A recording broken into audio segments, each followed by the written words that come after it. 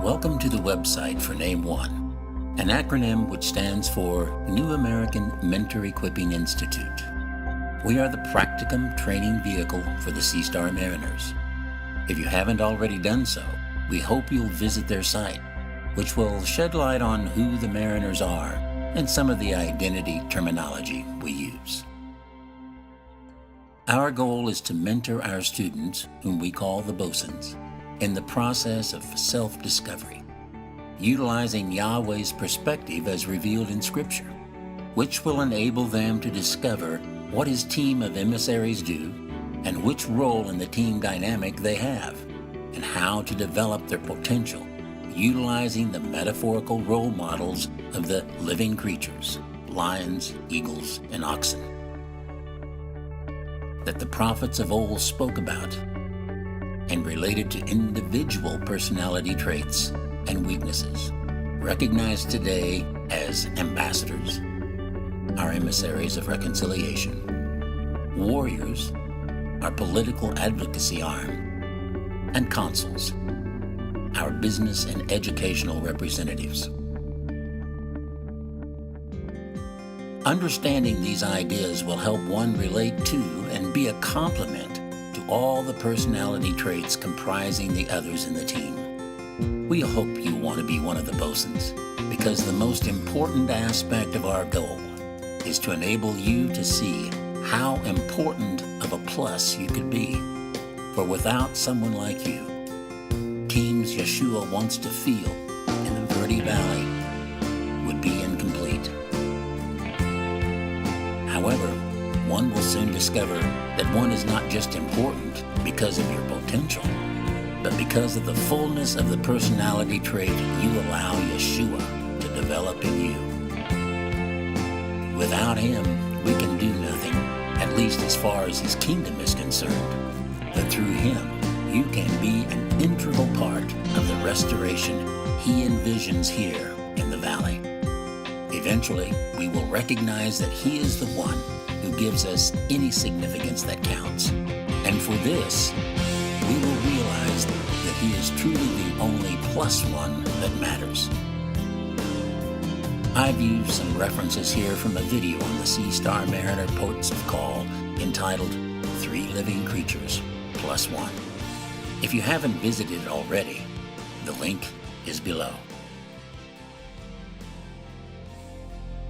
Perhaps a little history would be in order. Since we've talked of vision and how it is achieved, it might make sense to describe the evolution of the application of this vision. The vision itself came from the book of Micah, a prophet of the 5th century BCE, which described what Yahweh intended to do at some point in time of mankind's future history. He said He would gather the lame, outcast, and those whom He had afflicted into one people and make of them a strong nation.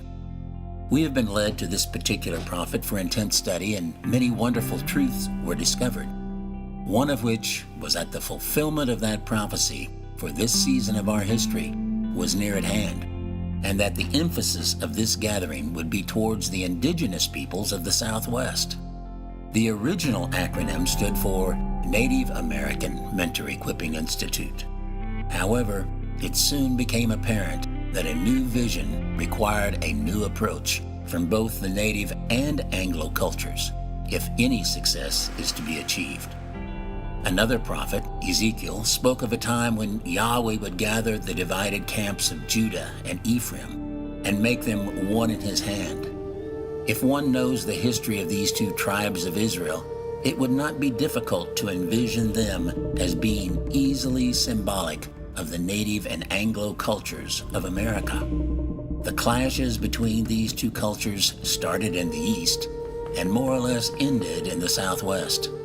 It makes sense, considering the proverb concerning the first becoming last and the last becoming the first, to not only recognize the indigenous peoples as being the first who became last, and that the place to start the reconciliation would be where the last conflict occurred.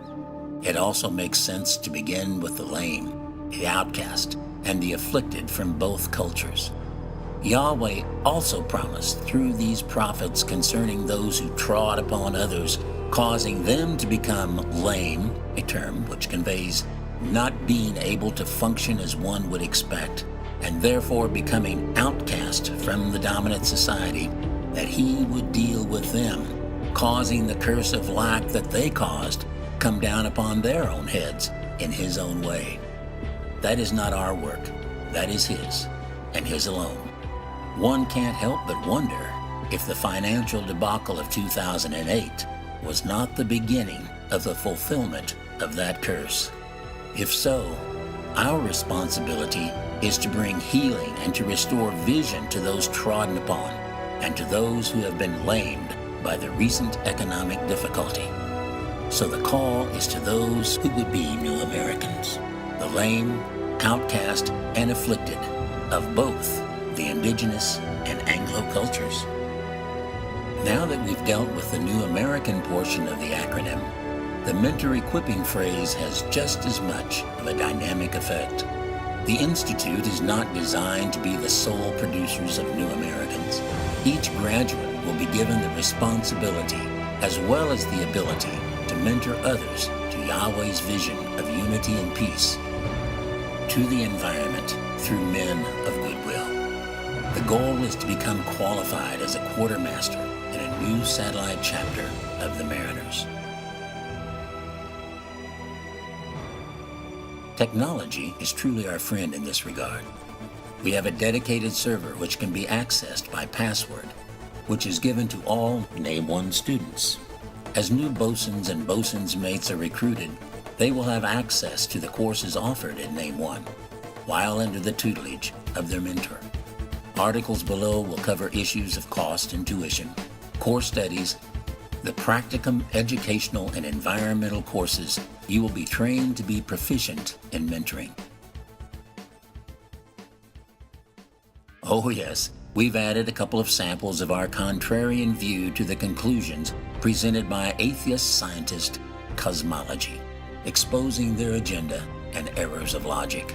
Sadly, you will discover that not only have the lobbyists of financial and business agendas put a less than true spin on information to support themselves, but that theologians and scientists have also done their share of manipulating supposed facts, deceiving the public trust to garner political and economic advantages as well.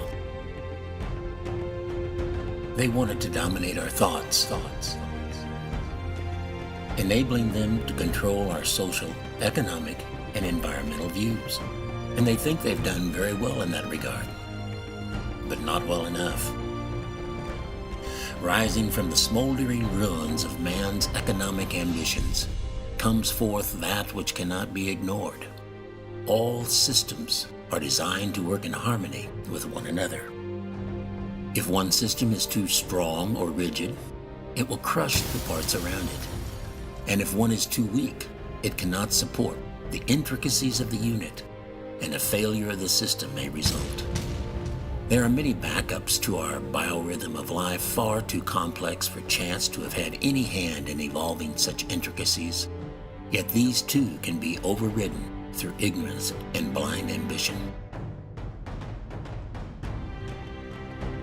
Justice and logic, the doing of what is right, must prevail if we are to formulate a good path for our future.